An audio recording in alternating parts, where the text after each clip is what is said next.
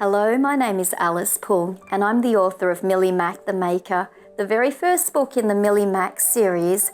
I'm so excited to be working on this series with my dear friend Sher, the very talented illustrator who has brought the world of Millie and her friends to life. This project is really close to my heart because many years ago, before I was even an author, I was actually a children's art teacher. So I taught art classes to primary school age children, and quite a few of these children lived in the surrounding housing commission flats.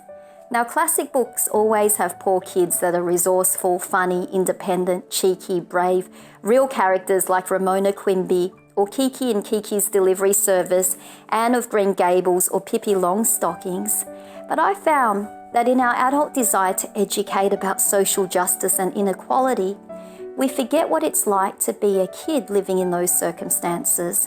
And quite frankly, a poor kid doesn't think about poverty all day and sadness all the time. They often think about the stuff they don't have and obsess about ways that they might be able to get it. And I was that kid. And to cite the philosophy of the artist William Morris, children are certainly able to make beautiful and useful things. Now, admittedly, in Millie Mak the Maker, there are many projects in each one of these books that you can do at home and that a child can do independently without adult supervision. And this is very, very deliberate because to have the stuff that other people had, I couldn't buy it, I had to make it myself.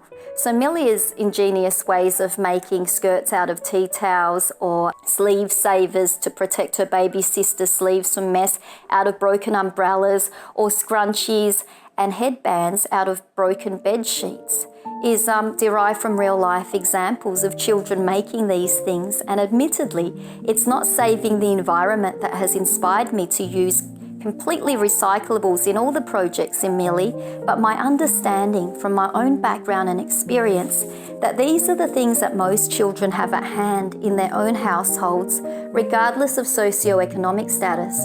A sewing box, scissors, elastic from discarded face masks, tea towels, ripped sheets, fabric from the arts and crafts box at school.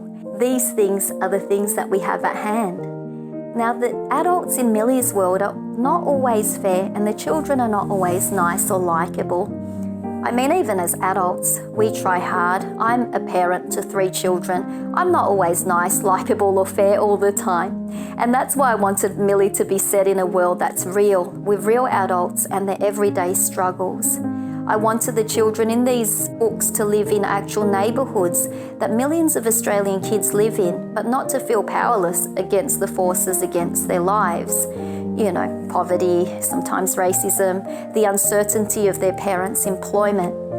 I want them to look around their surroundings and find empowerment in creating beautiful objects of great usefulness with ordinary everyday offcasts.